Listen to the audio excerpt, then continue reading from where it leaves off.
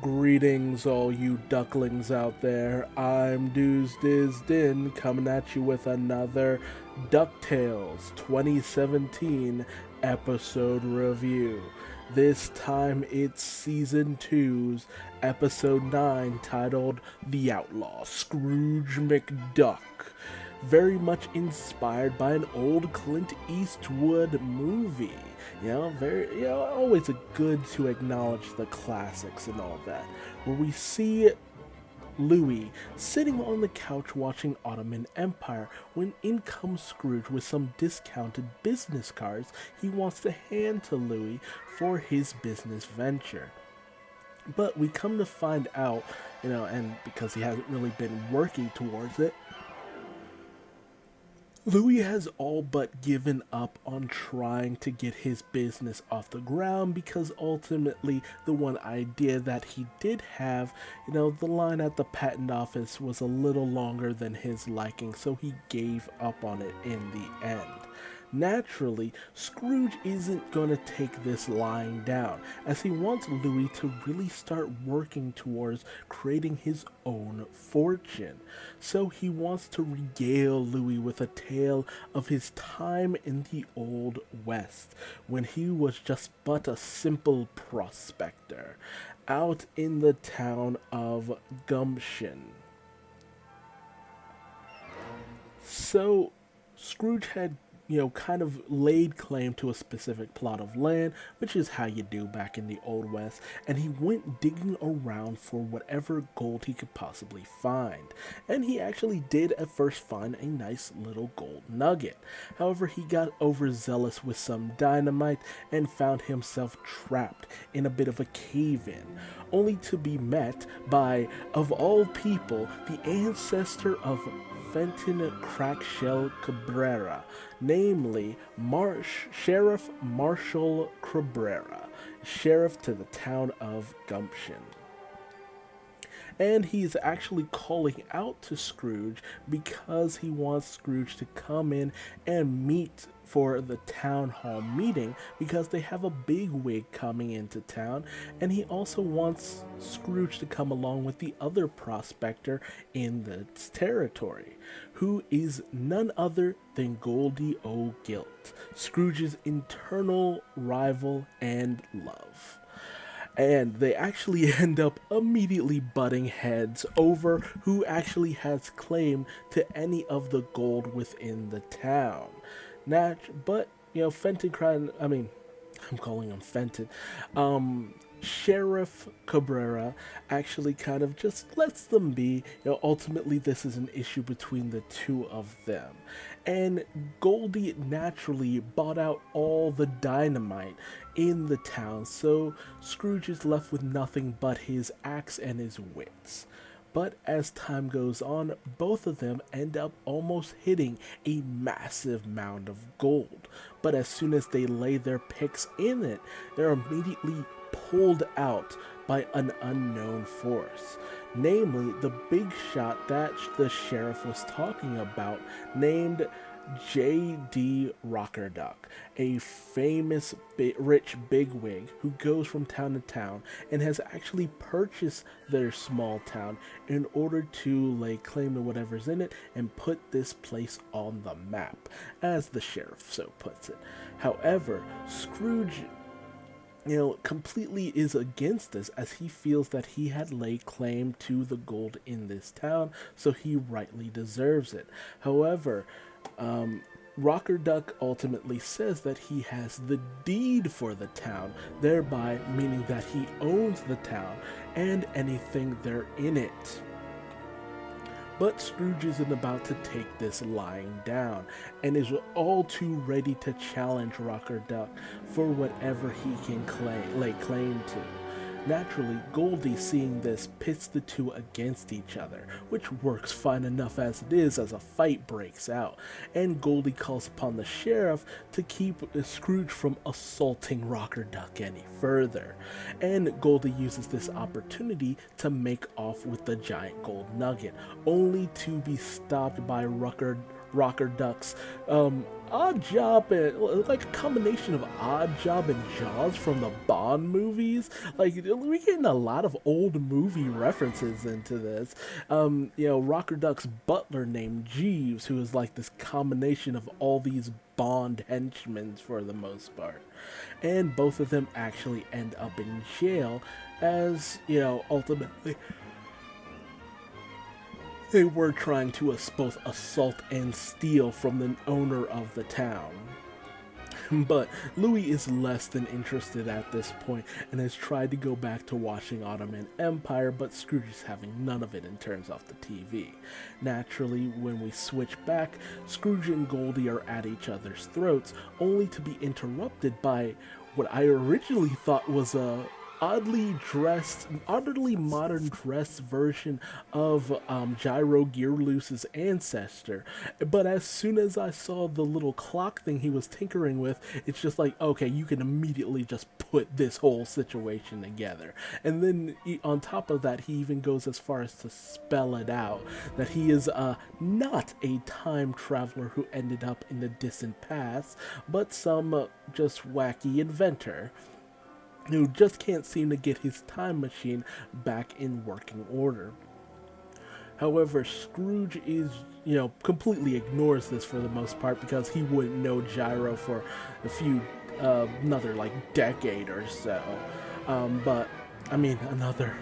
Not a decade, 100 years or so, basically.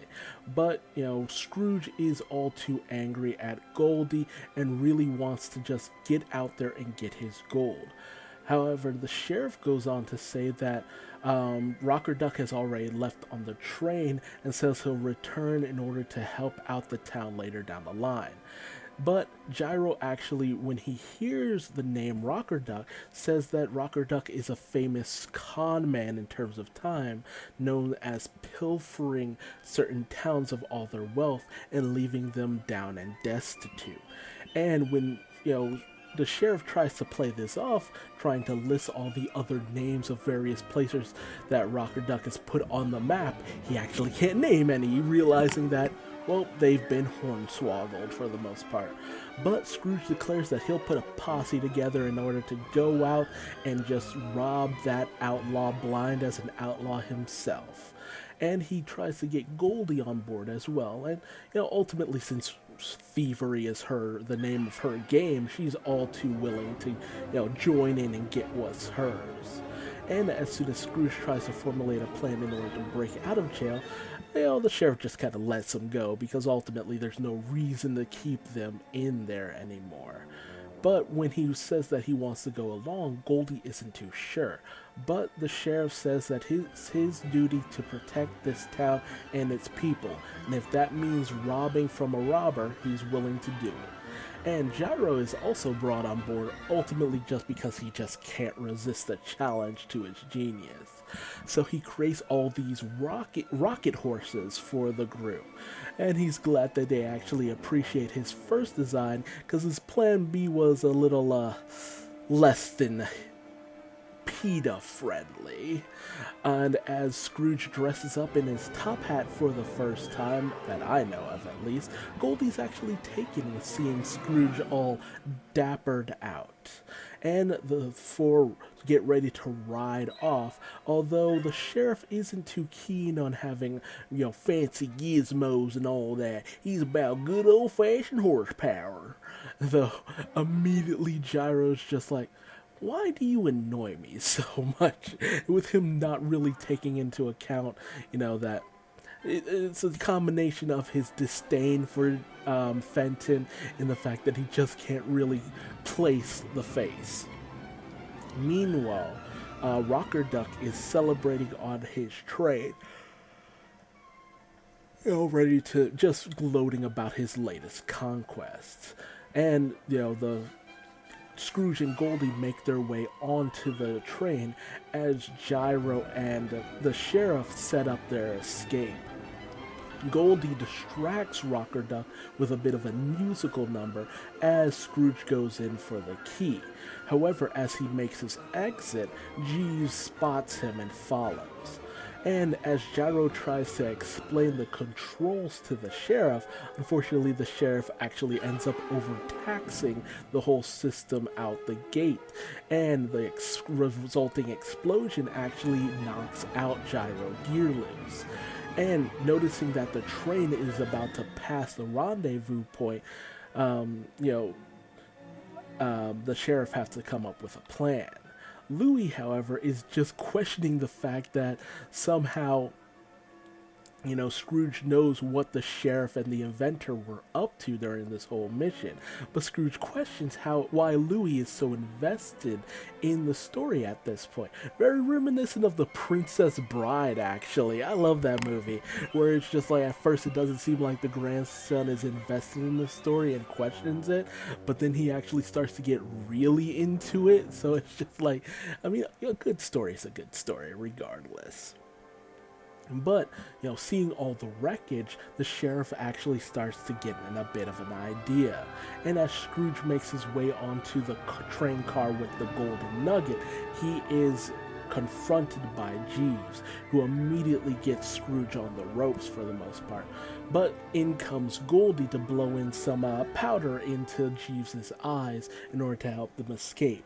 But Jeeves is just too capable for the most part and manages to capture them, only to be knocked out by the door being busted open and a old western version of Gizmo Duck shows up to help out with some rope to tie up the gold nugget so they can all make their escape.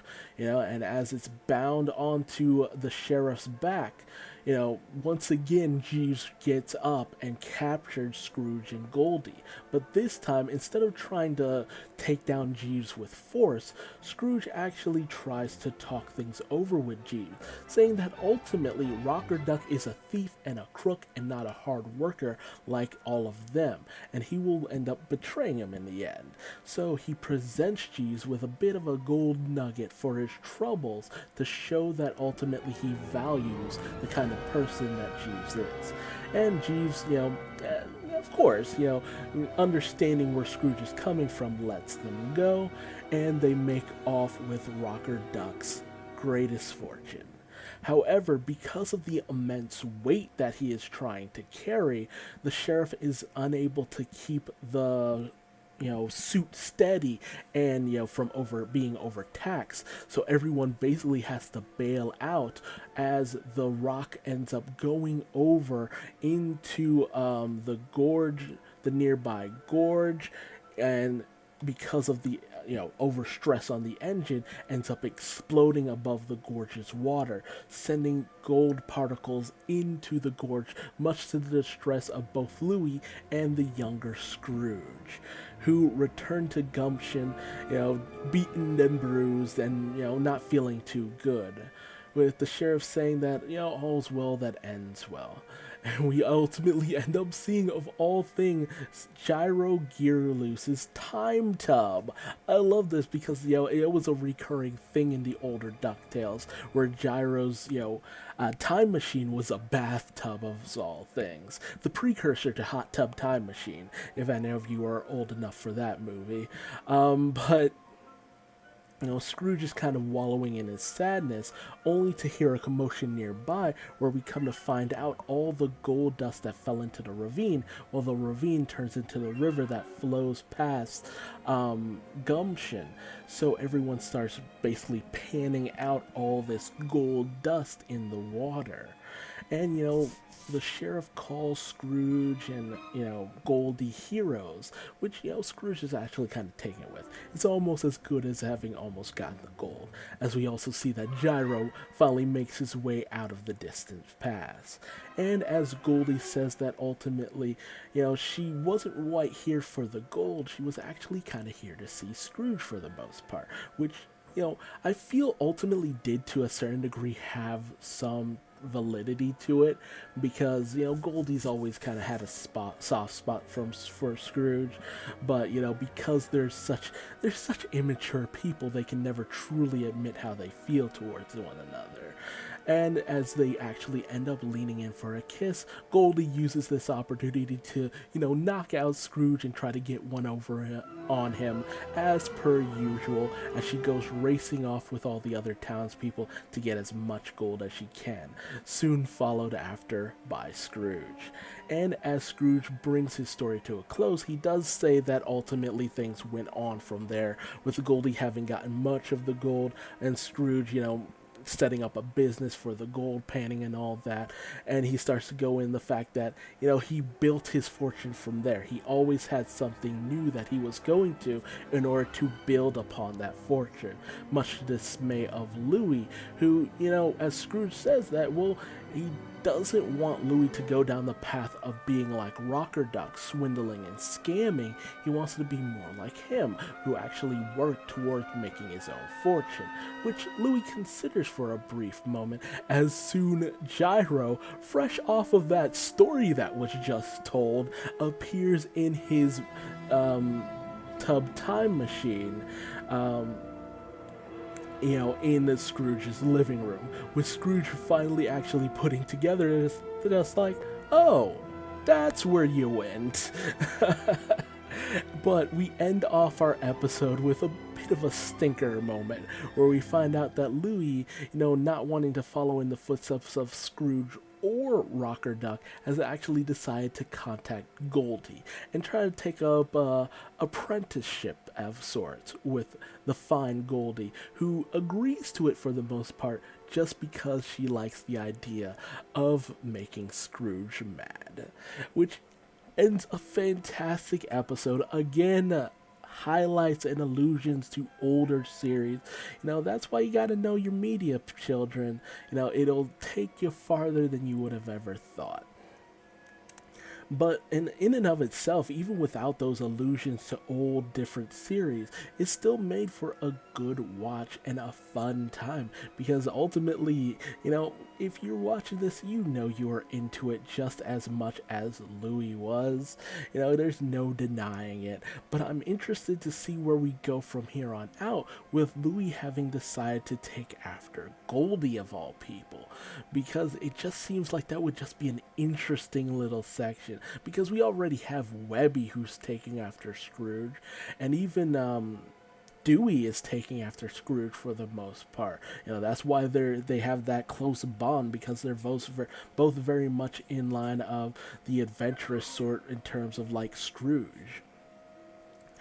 But, Louis not so much. He's looking for that easy way. And if it means screwing someone over in order to get his big payday, so be it. But hey, tell me your thoughts in the comment section below. How did you feel about this episode? Did you like it? Did you hate it? Are you interested to see where Louis will go next in terms of his business venture? Or do you feel that he'll ultimately just give it up within a week or so, just like everything else he tries to do? And if you liked this video, feel free to leave me a like. If you didn't, feel free to leave me a dislike and tell me what I did wrong in the comment section below, so I might better my videos for, the future and all that good stuff. And how about subscribing and hitting the bell icon, so that way you'll never miss another DuckTales episode review. And if you want to find me on social media, just Google Duuz-Diz-Din. I'm everywhere, for better or for worse. And until the next video, just remember that your experiences with DuckTales will always be golden. Bye-bye.